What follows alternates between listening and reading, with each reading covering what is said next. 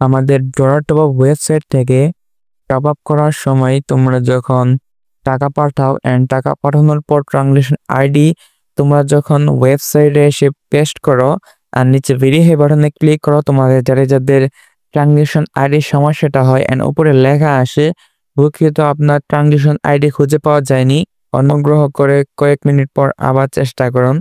যাদের এই সমস্যাটা হয়, এটা কেন হয় এন্ড এটার সমাধানটা কি সেটা এখন আমি তোমাদেরকে বলে দিব। দেখো, অনেক মানুষ যখন একসাথে 1 মিনিটের ভিতর টাকা পাঠায় তখন এই সমস্যাটা হয় এন্ড এই সমস্যাটা অটোমেটিক কিন্তু ঠিক হয়ে যায়। তোমাদের যাদের এই সমস্যাটা হবে তোমরা 5 থেকে 6 মিনিট পর আবার ট্রাই করবা, দেখবা এই সমস্যার সমাধানটা হয়ে গেছে। আর তোমরা অনেকেই ভুল করে এই পেজটাকে ব্যাক দিয়ে দাও এন্ড তোমরা হোমে চলে আসো।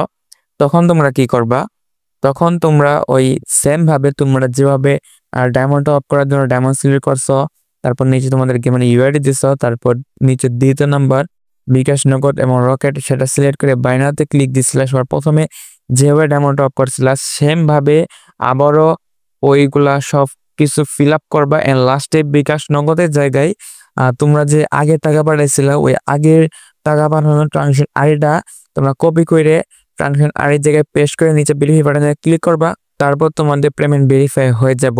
আর এই সমস্যাটি সচরাচর হয় না, এটা মাঝে মধ্যে হয় এন্ড মাঝে মধ্যে হইলে তোমরা এই 2টা কাজ ফলো করবা, তোমাদের সমস্যার সমাধান হয়ে যাব। আর 5 থেকে 10 মিনিট পর তোমরা যদি ট্রাই করো তাও যদি তোমাদের এই সমস্যার সমাধান না হয়, তোমরা ওয়েবসাইটে নিচে দেখতে পাচ্ছ টেলিগ্রাম সাপোর্ট, এইখানে ক্লিক করে আমাকে টেলিগ্রামে মেসেজ করবা, আমি তোমাদের সমস্যার সমাধানটা করে দিব।